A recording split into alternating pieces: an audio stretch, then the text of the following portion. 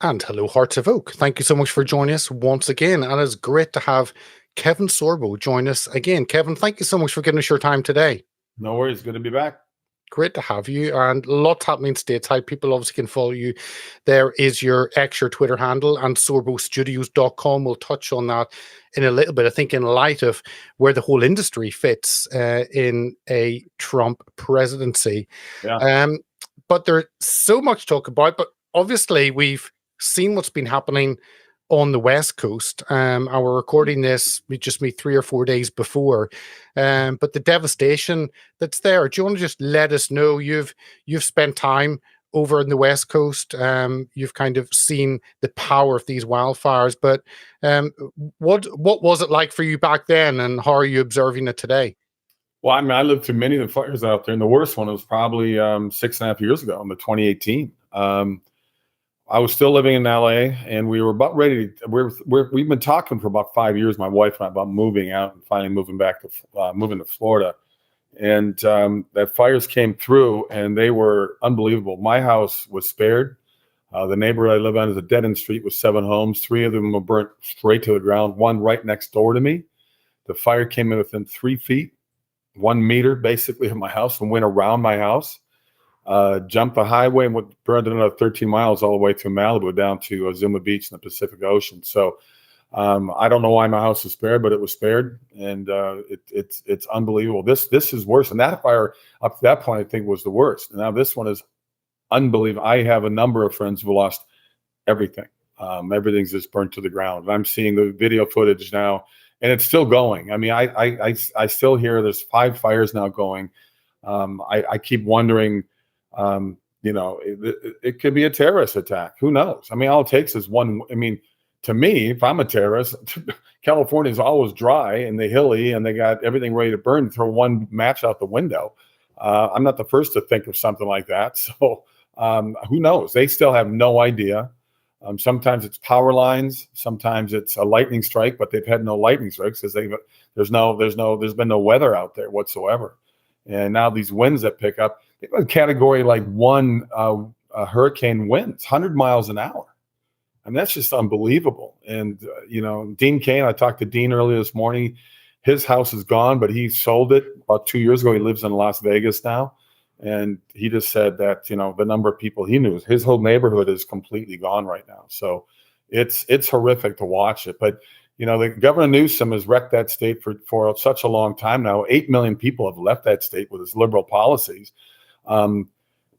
President-elect, former President-elect Trump, there's video footage over the last 4 years mentioning a number of times the problems and what they need to do, and they don't take care of the problem.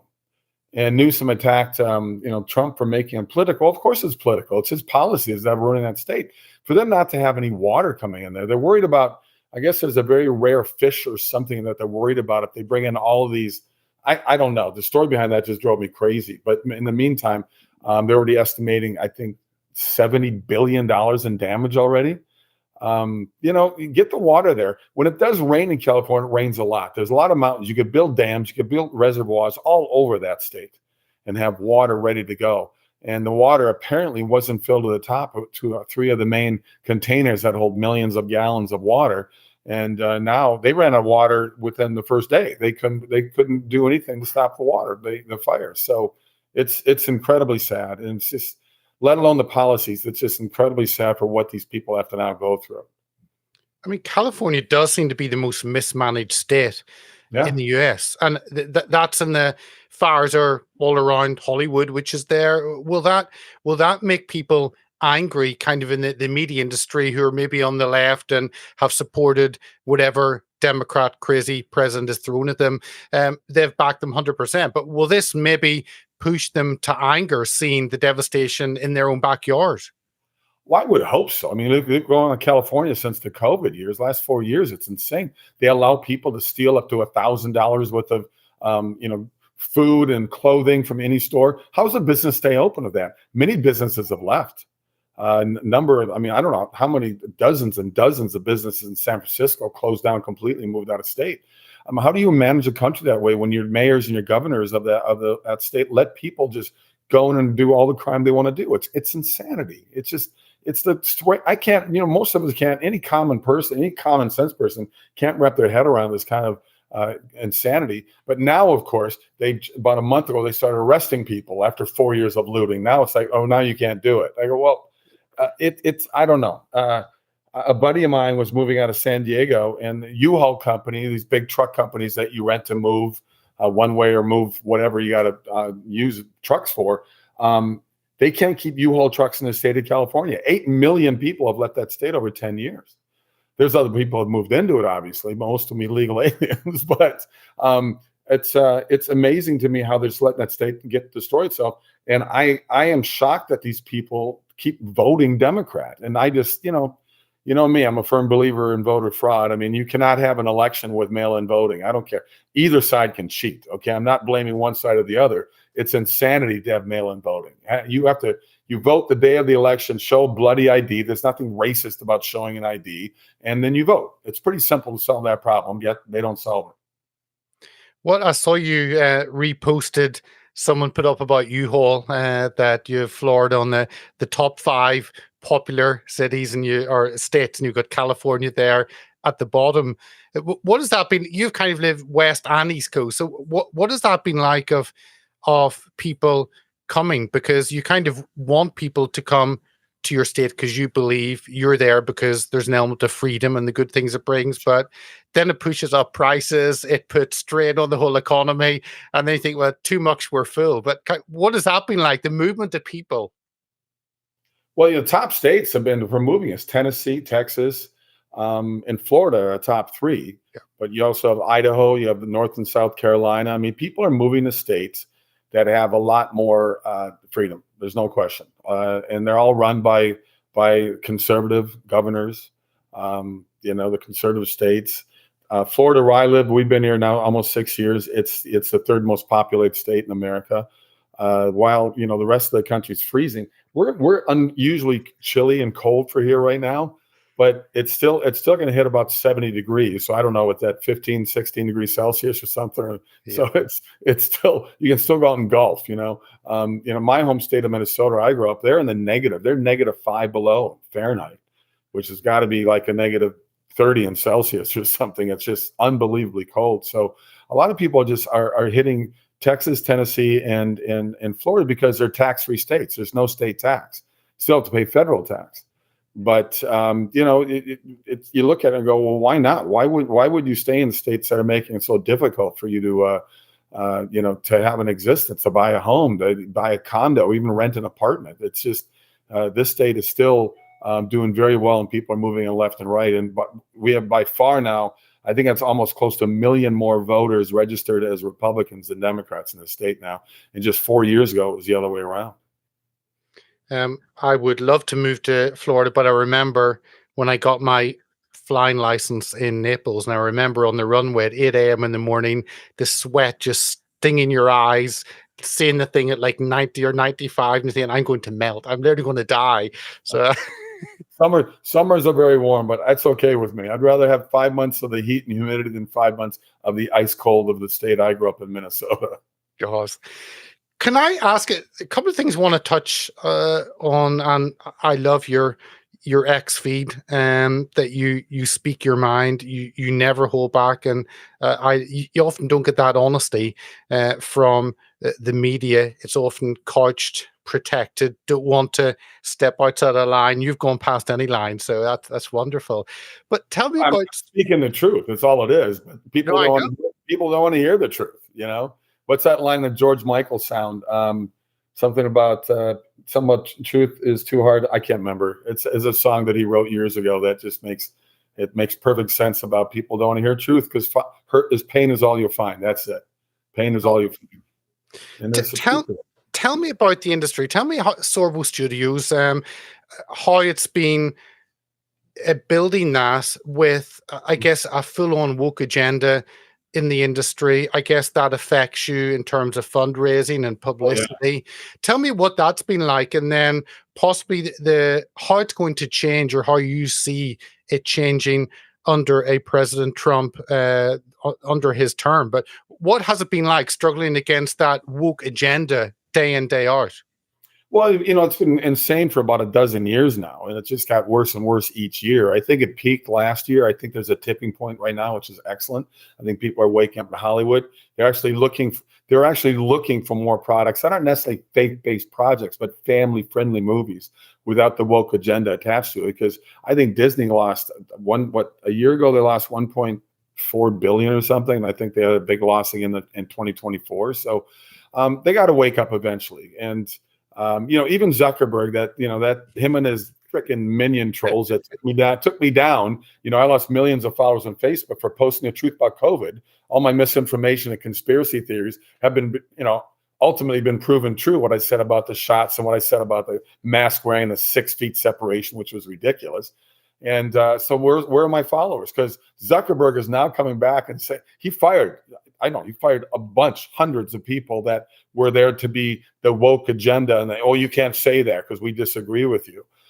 He says now we're going to be more like truth, or like what Musk is doing with X, and having people have freedom of speech. Well, have freedom of speech. There's nothing wrong with that. I don't want freedom of hate is just too bad. There's some people that just hate for the sake of hating because they hate their lives. They hate their miserable existence because they don't like their lives, their jobs, their relationships, their whatever. And they want to take it on you and me for speaking the truth and working hard and having success. Look, I've had far more failures than I've had successes, but I use the failures as a positive instead of a negative.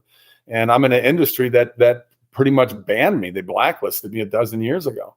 So we formed Sorbo Studios to do movies that Hollywood used to do, movies that have hope and love and laughter, redemption, faith, whatever it may be, but movies that have a good message in them. I look for true stories a lot. I've got 4 movies coming out this year that I either produced or produced and acted in, or just acted in. I didn't do a Sorbo Studio film this last year, but I have 2 lined up for this year that I'll be directing both of those. And I have 3 documentaries coming out that I produced. So they're going to be all out streaming, theaters, whatever we can get them out there to the public around the world this year. And I'm looking forward to it. And they're good movies. They're good messages. But you got to compete against, the $100 million advertising budget Hollywood has for the next Avatar or Pirates of the Caribbean movie. So how do you compete against that? Well, we just need word of mouth. And we're growing. And the good news is a lot of independent producers like myself are doing more movies like that I'm doing. And more people want to see those. How does it fit in? Because Hollywood tell people that you want not just suspense, but you want fear, you want pain, you want something to really pin you really from a film. And you're saying, actually, no, people want something which makes them feel good, which gives them hope, which looks at family and the things that are important to them. Those are 2 different visions for the entertainment. Oh, yeah, no question. You look at the Hollywood movies for the most part, they're up for these Golden Globes and Oscars and stuff. And by the way, the Oscars and the Golden Globe television attendance has just dropped every year. It's less and less people. But Hollywood, I don't think Hollywood cares. They have their little bubble. They live in their little community. They want to slap each other in the back and kiss. And they shake your hand, but they got a knife in the hand behind their back. It's such a weird town, really. It's such a screwed up sort of environment. But unfortunately, I love the industry in terms of just making movies. I love the creative process on the sets that I'm on. And I keep a very loose set and easy set when I'm producing and directing. And to me, let's just have fun. We're lucky to be able to do what we do for a living, and lucky to make a living doing it. So I just tell people, you know what? I don't care. Hollywood owes me nothing. I had huge success through Hercules and Andromeda. I had 12 years with that. I had a chance for certainly a bigger career. My manager and agent warned me back in 2009 and 10 even to watch what I was saying on the internet. I'm going, but I'm saying blue is blue. I'm not saying that it's something different. And it's so weird to me that we've brainwashed so many people. Look, I have people, every movie I do these last half a dozen years, every time I'm on a set, I get somebody to walk up and be saying, thank you for being a voice for us. But they're afraid to be a voice for themselves. See, in Hollywood, the gays are out of the closet. It's the conservatives that are still hanging out in the closet. And I say, come on out. This is ridiculous, But more and more people are doing it now. Because I'm not going to name names now, but they've definitely come out right now and they're being more vocal. And you could probably take a good guess at the number of who those people would be. So the tide is turning, and I think that's a good thing. What is it like for aspiring actors? Because you had huge success, and then that Mhm. maybe gave you boldness or gave you a position maybe to speak out more. For those who are just starting, I guess you don't want to bite the hand that feeds you, and you just nod and you play along because you don't want to piss off the industry or sponsors or whoever it is. What is it like for those going into the industry now? I think there's more brave movement in there. Like you said, there's that fear factor. I got a T-shirt on freedom over fear. That's what I say. Enough of the fear stuff. Um, it there, like I said, the tide is definitely turning. I've seen changes in the left and right now, what people are doing and what they want to do. And you got people reaching out more now for faith type movies, or I've got people within the industry that are big name people, whether they're most from behind the camera, reaching out to through Sorbo Studios. I recommend people go to sorbostudios.com, and people reach out to me now that, I had a DP that does huge movies for Hollywood, these $300 million movies. And he says, I'm sick of the woke agenda that's shoving down everybody's throat. I'm sick of working on these movie sets with all these people. It just, every day that seem, we're lucky to have this big movie working on, but they just seem angry. They don't seem like they're enjoying their lives at all. Because they've been brainwashed through our public education, through universities, to be that way. People under 30, 35 years of age in America, there's such a half that percentage is just crazy. I mean, these are the people that march on America's campuses saying, queers for Hamas. And I'm going, that's like saying blacks are for the KKK here in America. I mean, it's the weirdest thing in the world to see this insanity that's going on. The tearing down of our statues and our history.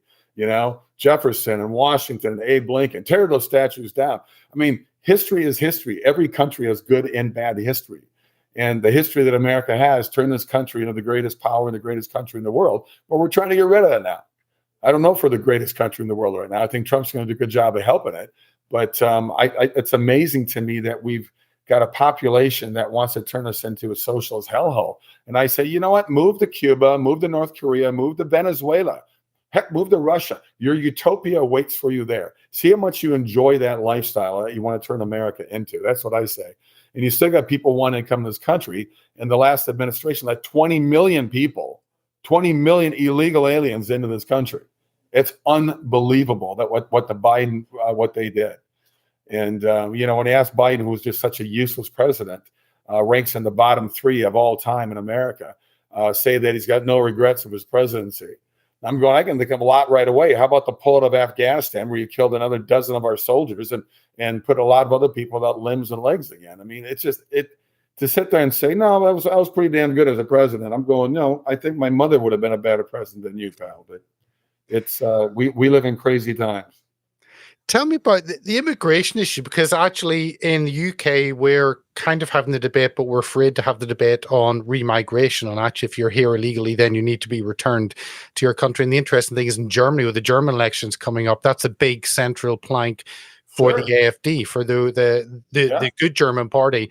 And to me, it seems common sense. And yet in the UK, we're afraid to talk about it. But that's one of President Trump's big things: return those who shouldn't be there. No question. He should. Look, what do you got in London? You got 25% of London is under Sharia law, from what I understand. Is that true? I don't know. London is 13-14% Islamic, but then we have 65 Sharia courts all across the UK. It's unbelievable. Yes. It's unbelievable. And the same thing in Paris is the same way. And Germany destroyed itself as well. I lived in Munich for a year and a half back in the 80s. It was awesome. I went back in 2019 before the whole COVID fear factor hit.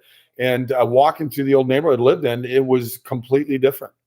And talking to some of my friends that are still there, they don't like it. They don't like what's happening. I love the attack. I remember seeing some report on the president of Poland was being interviewed. I think it was a CNN report or something, attacking him for closing his country to immigration, especially Muslims. And he said, my people don't want them here.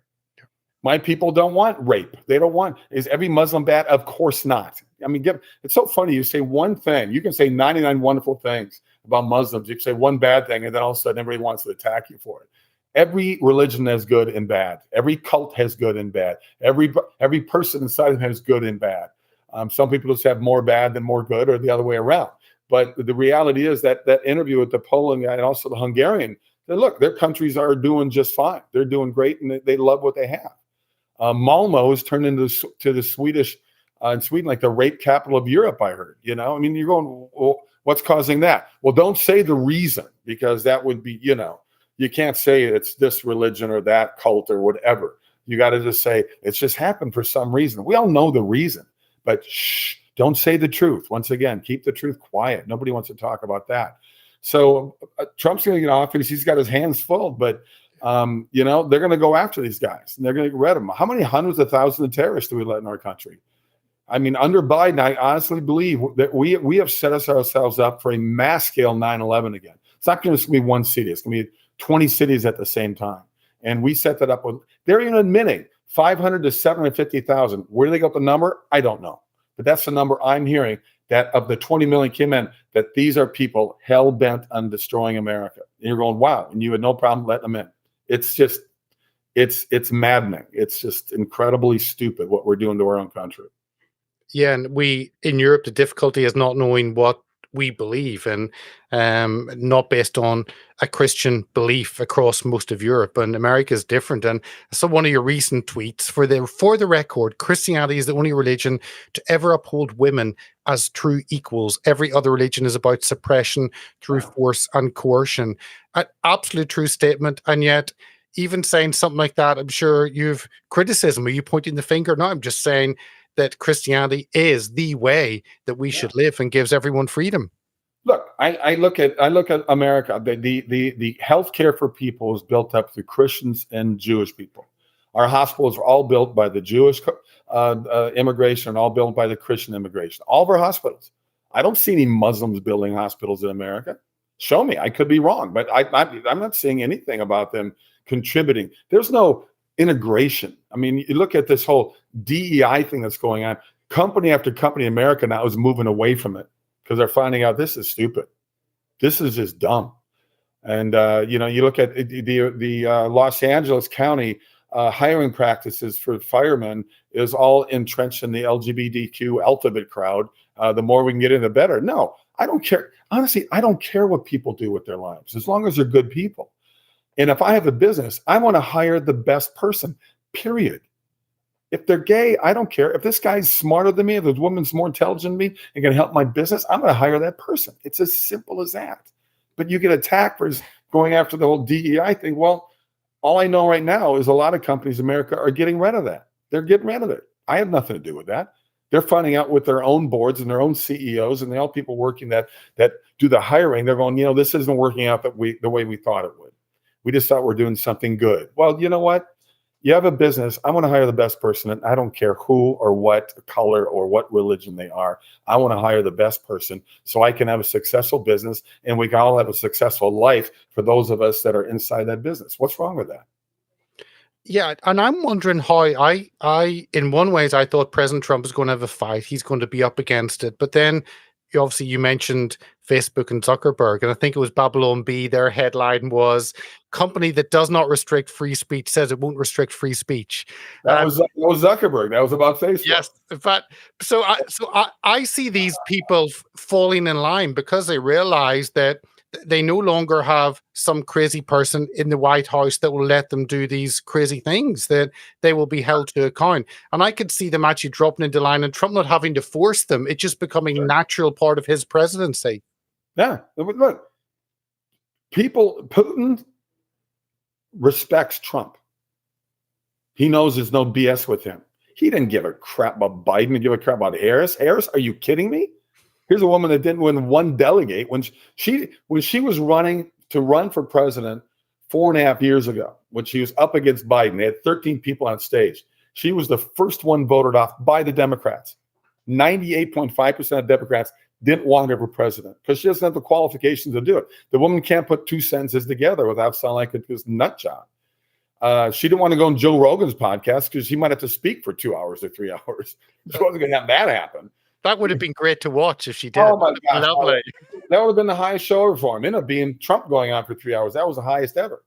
I listen to him all the time. I've known him for a long time. I'm hoping one day I can get on his podcast. But look, I've been to Mar-a-Lago 3 times in the last 5 weeks. I sat behind President Trump just recently at a screening of a documentary there. I said, I know you got a billion things on your plate. One thing, do one thing.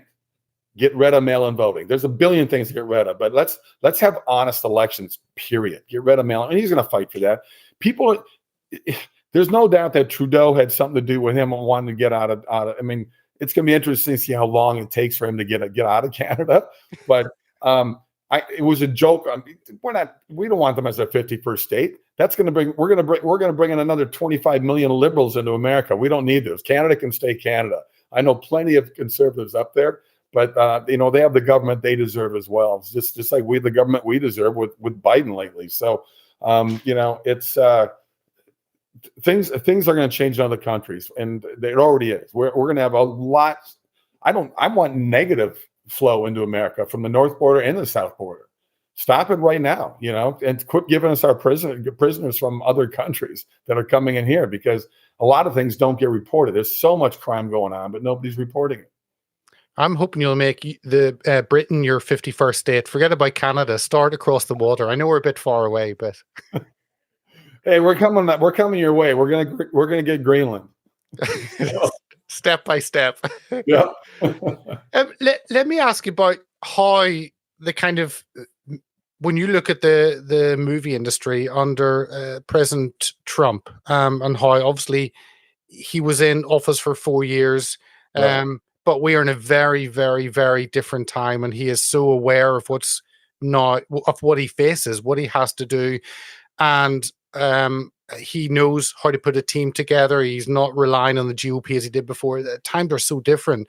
But how do you see that whole industry actually fitting in? Maybe it is prophetic, seeing, I think today they were talking about fires just by the Hollywood sign.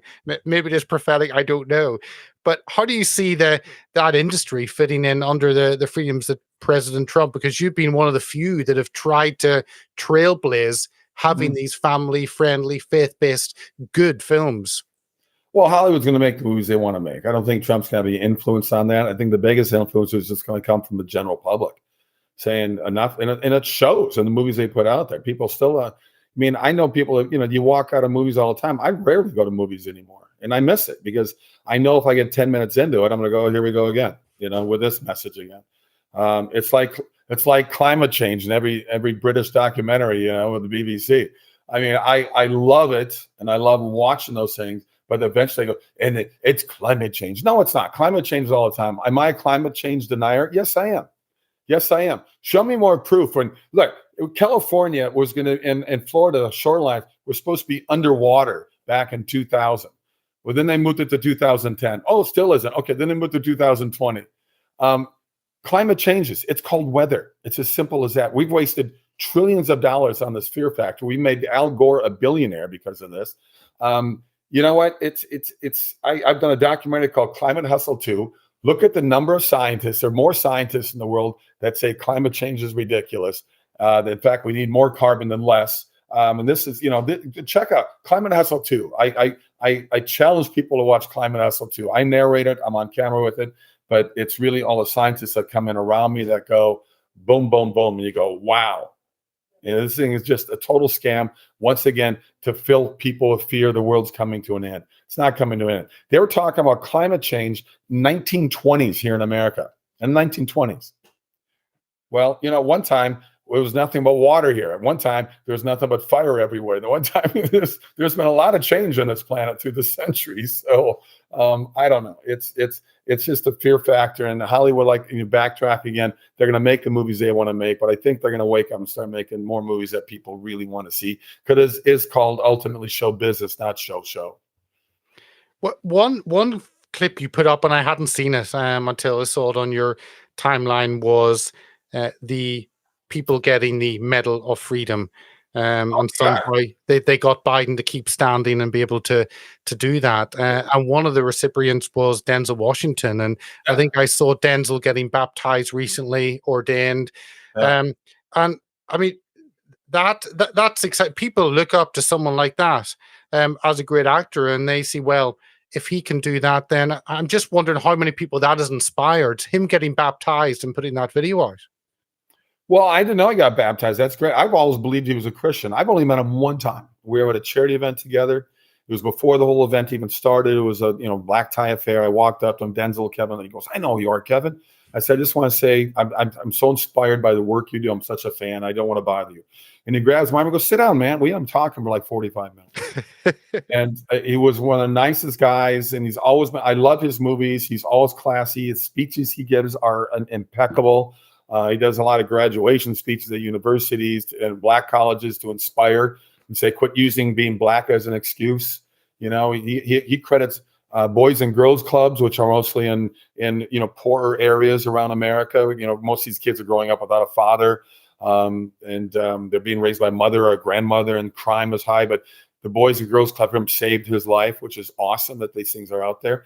And he's just a wonderful, inspirational voice. He deserves something like that. But at that same ceremony, he gave one to Hillary Clinton Biden, the Congressional Medal of Honor, and George Soros, one of the biggest communist guys he spends billions of dollars every year to help destroy America, to turn the world into one big socialist communist hellhole.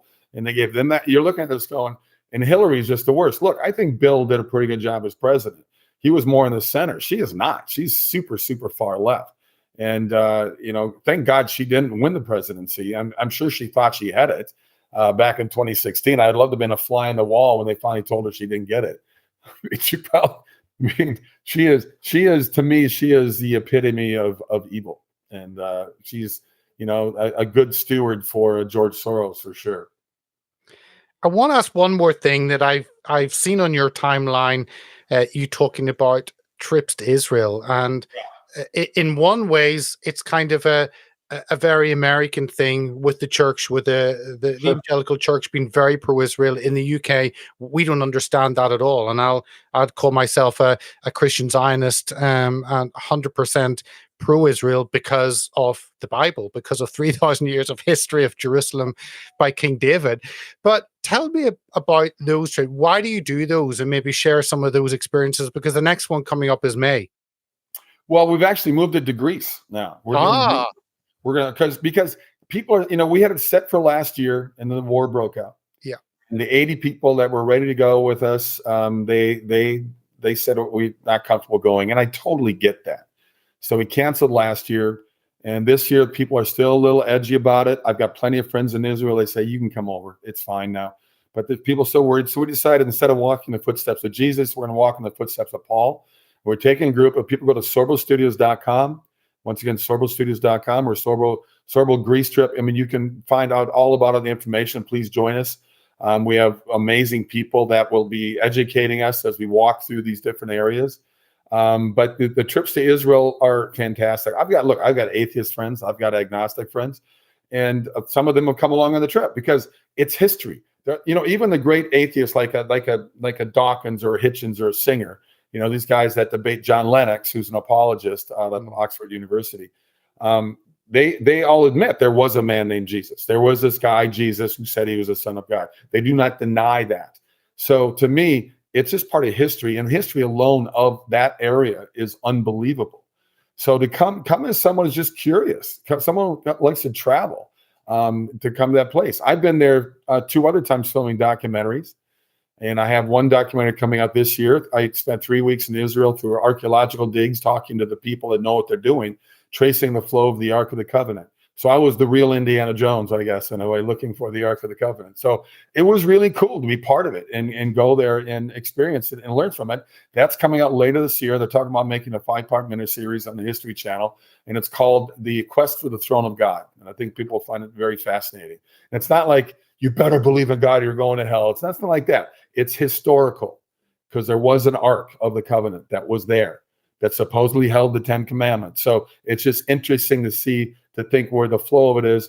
Ultimately, they think it's either in Ethiopia or it's under the Vatican somewhere.